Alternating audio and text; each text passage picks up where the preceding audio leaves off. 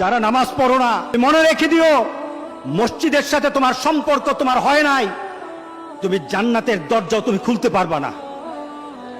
তুমি এখনো বেনামাজি, এখনো সকালবেলা তুমি ঘুমাও, এখনো তুমি আল্লাহকে ভুলে আছো, এখনো তোমার কাছে তওবার কথা তোমার চিন্তাতে আসে নাই। তুমি অনেক কিছু হতে পারো, তুমি মুসলমানের কাতারে থাকবা না। তুমি অনেক কিছু হতে পারো, তুমি ইসলামের কাতারে থাকবা না। আমার মাবুদ আমাদের প্রতি রাগ করে আছে, আমাদের মাবুদ আমাদের প্রতি রাগ করে আছে। আমাদের মাবুদকে আমাদেরকে সন্তুষ্ট করতে হবে, সন্তুষ্ট করতে হবে। যিনি গজব দিয়েছেন উনি আমাদেরকে বাঁচাবেন। আমরা আমাদের মাবুদকে রাজি করতে হবে। আমরা তওবার মাধ্যমে আল্লাহকে রাজি করতে আর চেষ্টা হব।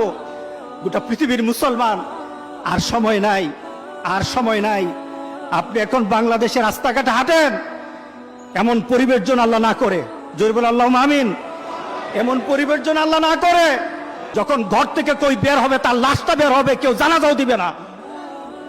এমন হয়ে যাবে যদি আল্লাহকে সন্তুষ্ট না করতে পারেন, এমন হয়ে যাবে। সুতরাং আমরা আল্লাহর কাছে প্রাণ বলে